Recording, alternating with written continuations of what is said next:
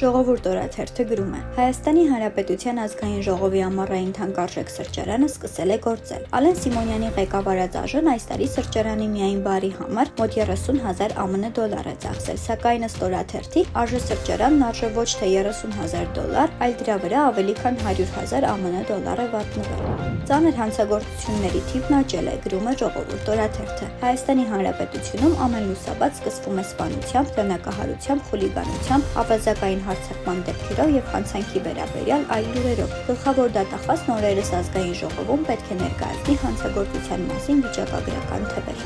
Կոռուպցիայի կանխարգելման հանձնաժողովի բարեվարկության ուսումնասիրության վարչության պետ Մարիան Նաբաղինյանի դատախազ ամուսնուն եւս ազատել են պաշտոնից, հայտնում է օրաթերթը։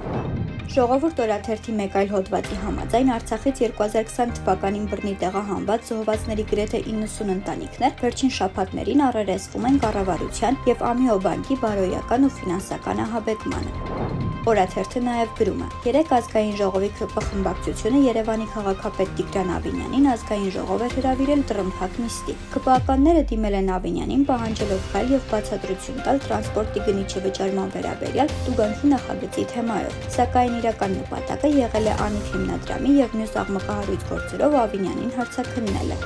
Հրապարակ օրաթերթը գրում է. Ապրիլի 22-ին եւ 23-ին տեղի կունենա Հայաստանի Հանրապետության Գիտությունների ազգային ակադեմիայի տարեկան ընդհանուր ժողովը, որին հրավիրված են 200-ից ավելի հյուրեր, պաշտոնյաներ, դեսպաններ, ՀԿ ներկայացուցիչներ։ Հրավիրվածների թվում է նաև վարչապետի կինը, որի թեկնածորը մի քանի օր է դեսանտ է իջել Գիտությունների ազգային ակադեմիայում։ Տարածքն են ուսումնասիրում, գրաքննում հյուրերի ցանկը, փորձում պարզել հրավիրվածների ինքնությունը, ոմանց մասնակցության վրա անգամ վետո են դնում։ Օրաթերթը նաև գրում է. Մայիսի 21-ին ավարտվում է Արցախի նախագահի պաշտոնավարման ժամկետը, որից հետո ԱՀ խորհրդարանը կարող է նոր նախագահ ընտրել, քանի որ օբյեկտիվ պատճառներով հնարավոր չէ ընտրություններ իրականացնել։ Սամվել Շահրամանյանի մտերիմները տպավորություն ունեն, որ նա առաջադրվելու ցանկություն չունի։